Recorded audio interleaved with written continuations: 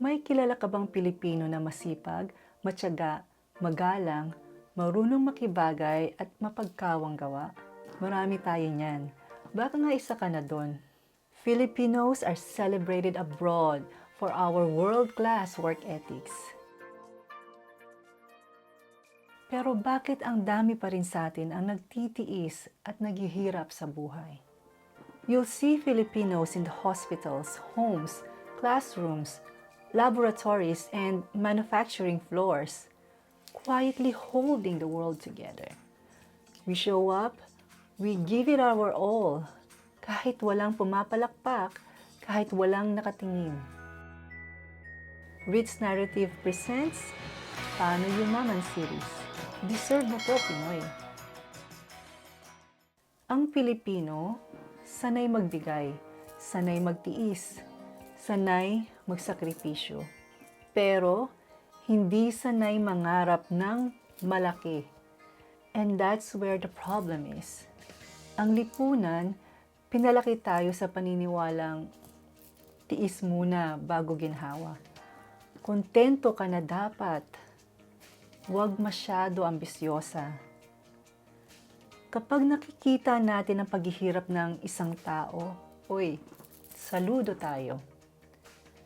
Pero kapag umasenso bigla, duda na tayo?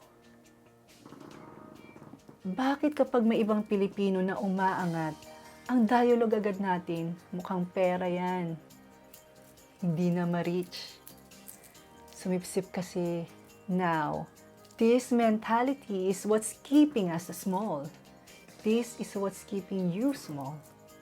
Kung hindi mo matanggap na yung dating mong school bukol na classmate, mas malayo na ang narating kesa sa'yo, you are trapped in a scarcity mindset. You are blocking the flow of abundance to your life. The worst thing is that the system we live in exploits this. Yung employer mo, pinaparangalan ng loyalty mo para manatili kang empleyado habang sila ang yumayaman. Yung media, ginagawang teleserye ang kahirapan para lang umani ng luha at mataas na ratings. Hindi para mabigyan ng solusyon at baguhin ang buhay mo, kundi para bentahan ka ng drama. At yung mga nasa posisyon, gustong-gustong nakaasa ka sa ayuda. Bibigyan ka ng pakonti-konting tulong. Sapat lang para magpasalamat ka at magpabalik-balik ka sa kanila. Pero, hindi sapat para makalaya ka sa kahirapan. Yan ang harsh truth na dapat mong marinig. Pero hindi yan ang hangganan. Walang tuldok dyan. Kailangan mo lang mamulat. Dahil ang totoo, hindi mo kailangan ng permisyon para mangarap ng malaki. It's okay to want more. You deserve more. Walang prerequisite na ipapasa bago ka umasenso. Ang kailangan lang, maramdaman mo na deserving ka. Kung tanggap mo at masaya ka para sa success ng iba, dadaloy rin ang blessings, growth at opportunities sa buhay mo. At hindi ito mangyayari kung wala ka sa tamang mindset. Kaya dito, sa Paano Yumaman series, pag-uusapan natin ang mga mindset shift na yan.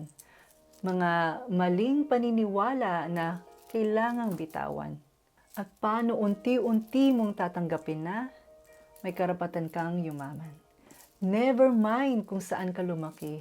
Never mind kung nakapagtapos ka ba ng pag-aaral o hindi. Deserve mong yumaman. Deserve mong matuto. Deserve mong matulog ng mahimbing sa gabi. Deserve mong makauwi on time. Deserve mo ang healthy work and life balance. You deserve a fulfilling life. Deserve mo to, Pinoy.